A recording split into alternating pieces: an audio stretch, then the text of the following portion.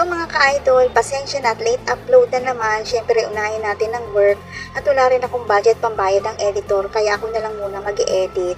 Papunta kami yan sa PR Gen Summit about Integrated Disaster Preparedness. Karamihan sa amin ay mag-overnight kaya mapapansin ninyo na may dala-dala kaming tent. Bago umalis, nagbe-briefing si Sir Chief at inaatasan niya kung sino ang spearhead marshal ng convoy, sino ang tail at dapat may maayos na komunikasyon na pangunahan ng RDR. Siyempre, hindi mawawala ang pagdarasal para sa ligtas at mapayapang paglalakbay. Sa convoy, mahalaga ang pagsisenyas, tulad ng pagkumpas ng nakataas na dalawang daliri. Ito ay nangangahulugang 2 linya lang ang pila ng mga motor para hindi makasagabal sa kalsada. Iwasan ang sobrang tutok sa unahan habang maarangkada. As much as possible, stay on your line in a staggered way to be safe. Papunta nga pala kami sa Old Boso-Boso, Antipolo City.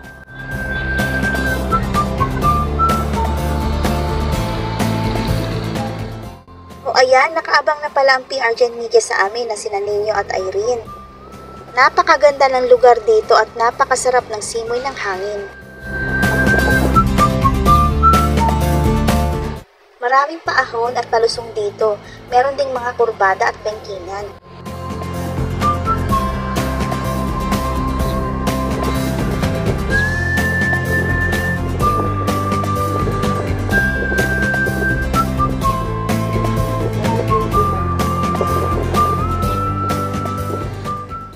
Ayan, nasa venue na rin kami for lecture and training.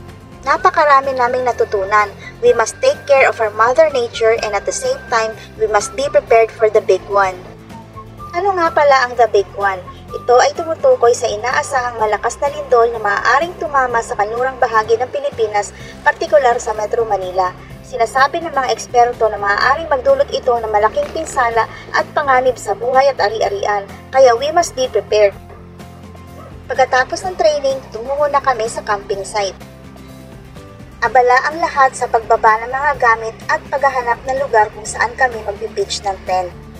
Ang maganda dito, maaaring ipasok ang motor at pwedeng iparada sa lugar kung saan mo gustong mag-pitch ng tent.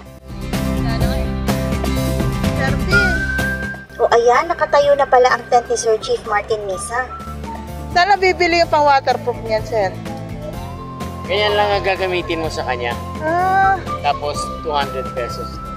Mix with water. No more na. No more na, 5 lang. Dapat. Okay. Galing. O ayan, may mga kambing pa sa paligid. Abala na si Papa Michael sa pag-aayos ng mga gamit namin at itatayo na niya ang tent namin. Tulungan ko na nga si Papa Michael magtayo ng tent.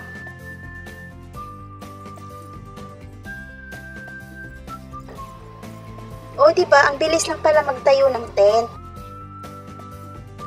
Owners ng bahay na to, unit number 1. Ito si Tolitz at saka itong kanyang pusa.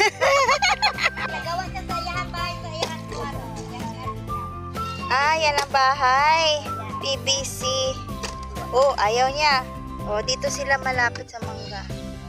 Unit number 1. Owner ng unit number 2. Ayan ang unit at may sampayan na.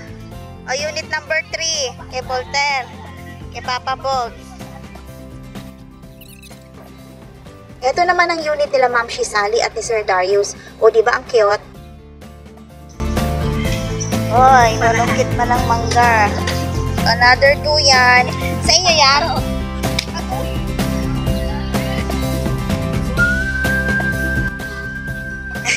Ayaw palabasin. Pasilip, sir, ng unit niyo, sir. Model unit. May cartridge. Wow! Kasi pagka May umulan, sandalan pa, oh. pagka umulan, hindi ka mababasa. Hindi ka mababasa. Sa ilalim. Ay, oo nga. Oh, diba? Kaya talaga mga matatanda. Binigyan mo tuloy ako ng idea. Malapit na kami mag-senior. Ay, ang ganda. May unan sila. Perfect. Wow!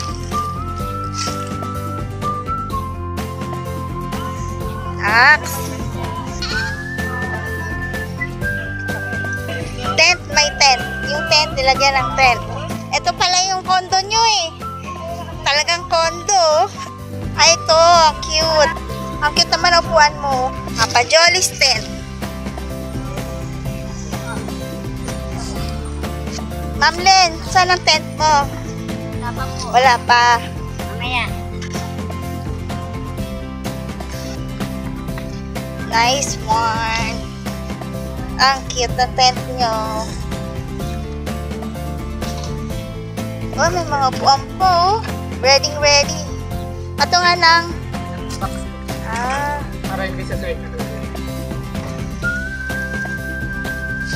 Saan yung bahay na in-entrance natin kanina? Ito. Dito ang daan. Dyan. Mag-charge ako ng Yubo kasi na-discarga kanina eh. CR na see-through oh.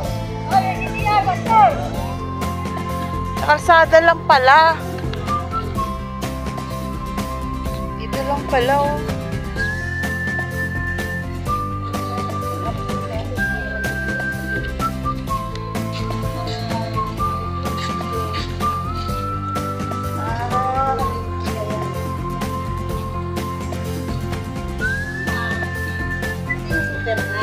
Super hot. Ay, oo nga. Ay, talaga nga naman super hot. Yan. Pwede ka ditong ano, May rayuma dyan naglulublog. Tapos ayun, doon kami kumuha inumin. Pwede dyan ang inumin. Bukal yan. Bukal. Dito yung naiinom. Dito yung naiinom. Ay, mainit siya. Maligam-gam. Ito, mainit to. Ang lamig. Malamig dyan. Ito mga galing ng mga daraita. Yung mga lagan dito. Ako di galing dito. Ay, malamig to. Nakamedyas ako. Siyempre. Ay, oo, malamig. Ang dami ng dinaanan niya. Meron dyan mababo. Ang linis ng tubig, oh. Galing na sila Sir Echo rito. Si Sir Chip din galing na rin dito. Nakita na ni Sir Chip to. Kaya hot spring. Natawiran lang yun, eh. Kaso, hindi ka na Hindi na. wala na. At dahil tapos na kaming magtayo ng tent, nagpapahinga na lang kami. Lakad-lakad, paduyan-duyan, chika-chika, tawanan, at higit sa lahat, mag-enjoy. May mga gusto palang magpa-shoutout, kaya lang nawala ko ang listahan. Pasensya na, kaya ganito na lang gawin natin. Mag-comment na lang po kayo para ma-shoutout ko kayo sa susunod na mga vlogs.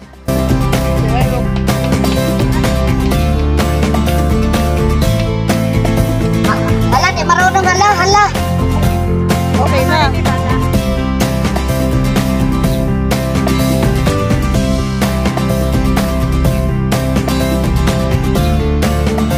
Hanggang dito na lang muna. Sa susunod na vlog ay ang pag-akyat namin sa bundok. Salamat sa mga nanood at tinapos ang video na ito. Hanggang sa muli. Bye!